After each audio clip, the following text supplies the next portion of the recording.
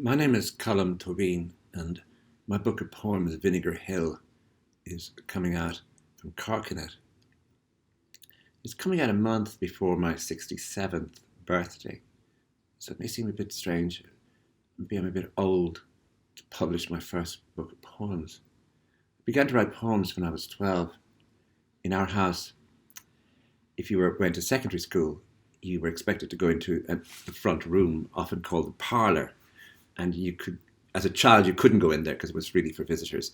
But if you were in secondary school, you could go in there every evening, and in the winter you could put on one bar of the electric fire, and you were meant to study.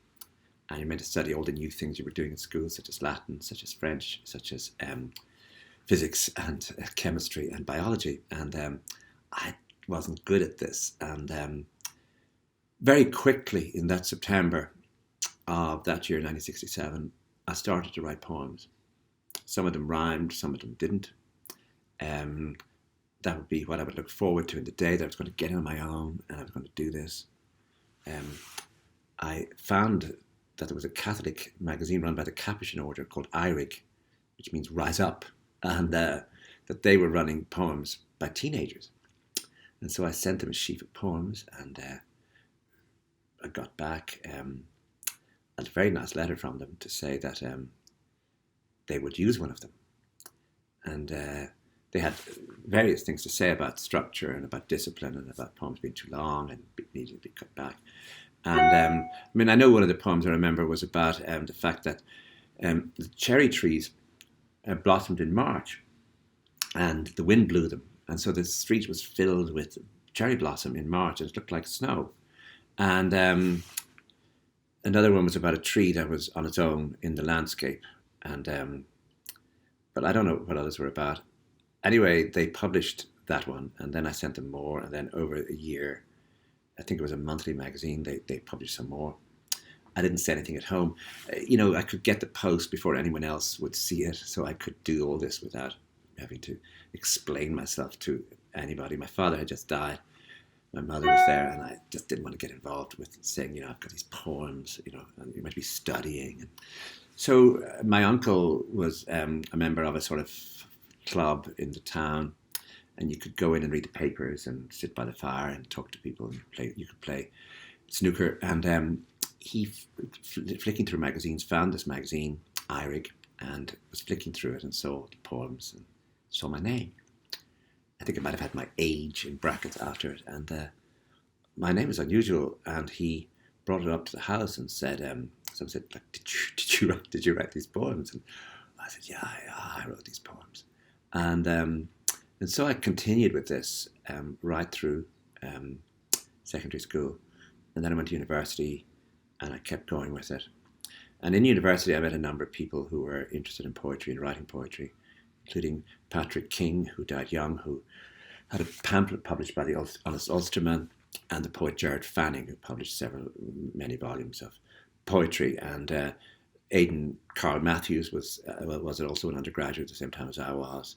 So there was a general atmosphere where writing poems was, and publishing them and being involved in the poetry world was really a sort of normal part of university activity. I have to say this was punctured slightly by the appearance of Paul Muldoon's book, New Weather. And I remember the review appearing and, reading.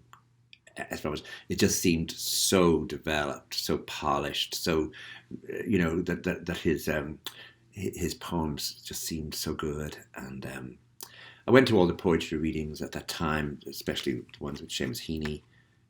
Thomas, he came to the campus a bit, so did Thomas Kinsella.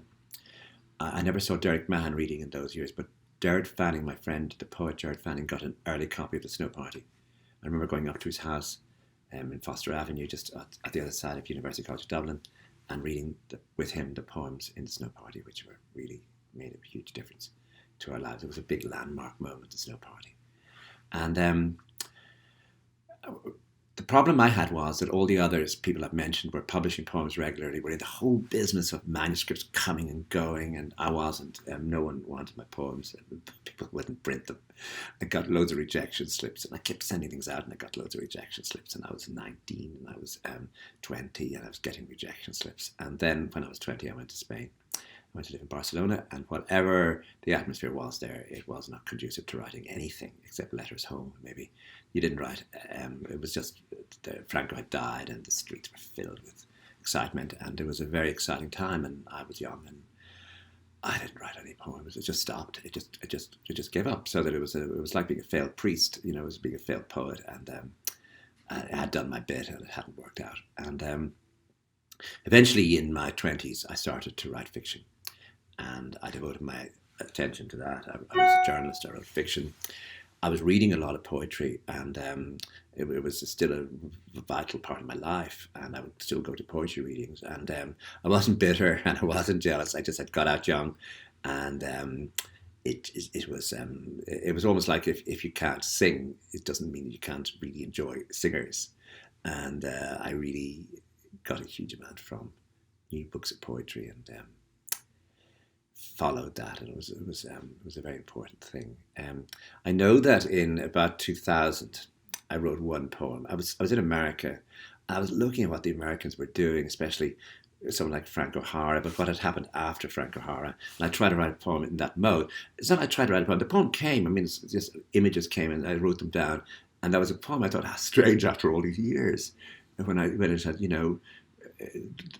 25 years after I'd stopped, here it was again, but it was just one poem. It really wasn't anything. And I didn't send it out. I didn't do anything with it. I just left it there. I finished my novel, The Master, in 2003, 2004, and it had taken a lot of work, and it was a long book, and it had taken a lot of revision and rewriting.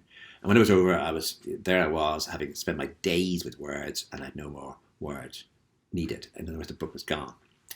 And two things happened that were strange. One was I began to write short stories, which I thought I couldn't do. I found short stories difficult.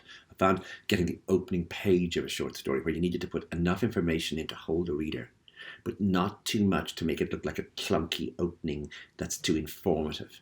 I never got that balance right before, so I just gave up. And I used to again say, I'm a failed short story writer. I can't write short stories. And suddenly I found a way into that, it was almost as though I found a way of softening my own breath, my own breathing, so that the prose had the rhythm of breath, and it didn't seem forced with perfect. He had gone when she first saw him. It was just image, image, image. And in the same period, these little poems came. And I was enjoying this because I would just go with it. Any phrase, I would know what the image was that I was trying to write about. And then I would let it go any direction surrounding the image, and then go back and back and back and visualize the thing. Another phrase would come, put that down. So get quite a lot of material. And what I would keep doing is not keeping drafts, actually just making this like a form of action. Cut that line, it'll never appear again. No one will ever know that line existed. And not that anyone was desperate to find out, I have to say. I was just working on my own in this tentative way and cutting the poems down so that there were generally no more than 6 lines by the time I was finished with them. But when I say finished, I mean that I would go back to them sometimes every hour over a day. Then I would leave them, and then I'd go back, again and start doing that hourly thing. And anything that didn't work went, just wipe. It was as though you were working with paint, where you just cover that. And to get it down to something that didn't offend me. Basically, that was the thing, that I could read it without feeling that word is wrong, there's something funny. The phrase. So those poems existed. And I kept writing. And again, it was a sort of a matter of pride that I was writing maybe 1 or 2 of them a year. And I probably, by the time, by about 2018, over the next 14 years, I probably had maybe 20, 25 poems. I sent a few of them out, published a few of them, but didn't really want to do too much with that. And then I got cancer, and if you're on chemo, they put you on a lot of steroids, and steroids are funny. They grind inside you, and you can get an hour a day of pure clarity of thought, and you can write very clearly. And I didn't really know what to do with this. It was just getting all the energy from the steroids was exhausting in itself. But at the end, I wrote 2 poems under the steroid, which had a new sound for me. Just seemed as though I was I'd pushed myself into another place. It wasn't just the sort of relaxed energy of the 6-line poems I've been talking about. It was something entirely new, and I was excited by it because I just hadn't come before. And I published 2 of those poems in Poetry Ireland Review, and I was very excited about that. And then I began to have a conversation with John McAuliffe from Corkinet, whom I had known at Manchester, whom I admired as a poet. And I just showed him these poems, and he was interested in them. And he seemed to be encouraging me, which no one else had ever thought of doing before. In poetry. And then the pandemic came. And I remember flying to LA, realizing that it was dangerous to be on a plane. This was March of 2020. And very soon, really very soon, because you see, the days were long in LA, the weather was good, you could go nowhere. Going to the supermarket was dangerous. And myself and my boyfriend just simply got into a rhythm of our day at home, both of us.